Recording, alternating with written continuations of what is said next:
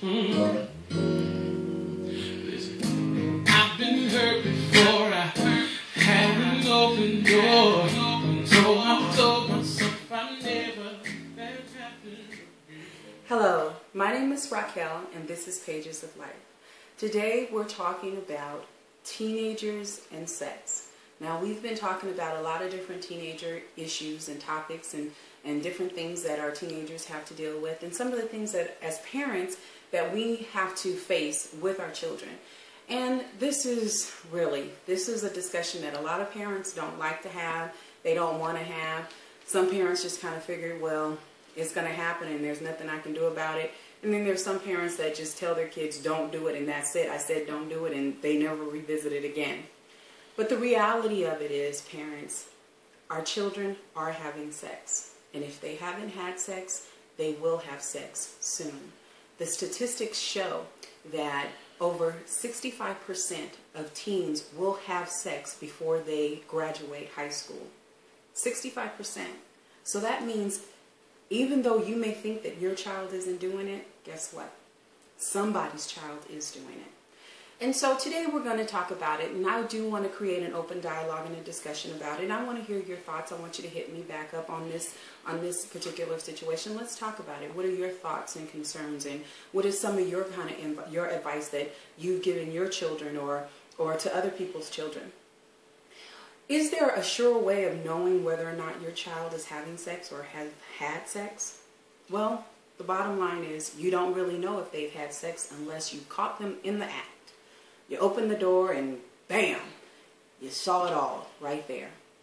Or you can flat out ask them, but it doesn't necessarily mean that they're going to be honest with you and say, yes, I've had sex, or yes, I'm having sex.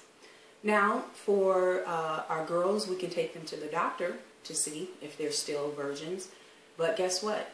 According to the law, the doctors don't even have to tell us whether or not our children are sexually active or not. So as parents, we do face a lot of different battles and uphill battles, I should say, when it comes to this kinds of things. Children are understanding more and more that they have rights, and that legally they are walking into their rights that they feel that they have. Now, of course, back in the day, you had no rights except the rights that your parents gave you. But it's not like that anymore. And we can tell our children not to do it and do what I say and not what I do. But the reality of it is, people, that we are raising a breed of children that they're not just taking no for an answer. They're not just taking, oh, go sit down over there, or be seen and not heard. I must say that these children now, they want to talk. They do want to dialogue, and they want to know what's going on over there and why can't I do that, and what will happen if I do that. And that to me is important, because you need to create an open dialogue with your children. If they're asking questions, that means that they want to know. They want to know why not, or why should I. And as parents, a lot of times we get afraid to have those conversations and to talk with our children, because we think, oh my God, if we talk about it, that means that I'm giving them permission to do it.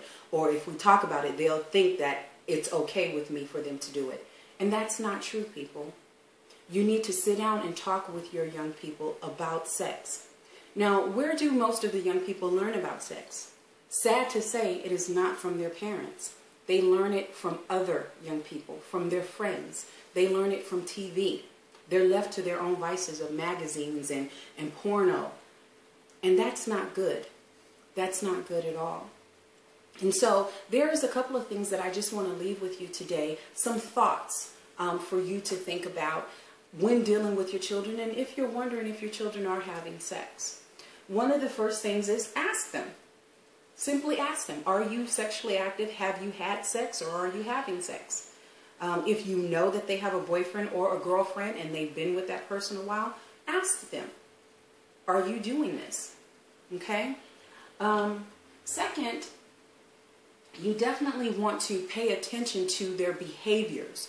If their behaviors have changed, that's a key indicator that something is going on. So you want to pay attention to your children. And I know a lot of times it's hard as working mothers and working fathers. You know, you're doing your 9 to 5, and when you come home, it's that hustle and bustle, and you really, you know, can't pay attention to a lot of things. But we need to start paying attention to our children's behaviors. And for our female children, we need to pay attention to their menstrual cycles. When was the last menstrual cycle? When was your last period? When did you have it? You know, because there is a process within our female bodies that we basically go into heat right before our period. You know, and if your young person have engaged in sexual activity, this is going to be a strong desire for them to continue to engage in it. And you will find that out if you're talking to them and paying attention with their menstrual cycle. Okay, so definitely you want to pay attention. Have them mark it down on the calendar. You mark it down on the calendar. Get involved, parents. Get involved in your children's lives. Also, like I said, if they have been dating, if they have a boyfriend or a girlfriend, and they have been spending a lot of time with them, okay, you need to start to question what's going on. Where are you guys going? Where have you guys been? What are you guys doing? What are you guys going to do? Okay, start asking questions and getting involved. And I know a lot of times parents don't want to ask because they're afraid of the answer. But you can't do anything and you can't help if you don't know. So you need to find out. You need to know. Also, you need to sit down and have conversations with them why they should not be having sex. And what happens when you engage, you start to open up that door in your life. You have sexually transmitted diseases. You have AIDS. You have diseases that will be with you for your life. Stuff start falling off. Stuff start oozing. Stuff start looking all kind of crazy and stuff. Yeah, you need to have those conversations with your children. Get some pictures. Show them pictures of what stuff looked like when it ain't supposed to look like this because you done this. Yeah, and you done allowed some kind of infection or a virus attack this part of your body. Get the pictures. Okay, but you have to have that conversation with your young people. Also, unwanted pregnancies. You have to talk about that. If they're engaging in sexual activity, you need to teach them how to protect themselves. Okay, because you can just say don't do it, but that doesn't mean that they're not going to do it. So if you get them something to protect themselves or get them on birth control or give them condoms or whatever, I guess some parents think, well, by me doing that means that I'm okay with it. They think that it's okay. No, it is not okay. I don't want you to do it, but if you're going to do it, you need to be responsible. That's the conversation that we need to be having. Okay?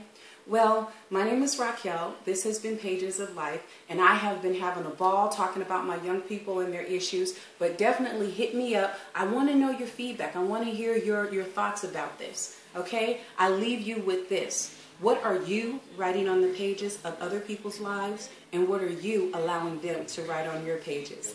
Be blessed. Don't you turn me away. Need to feel the safety of your breath.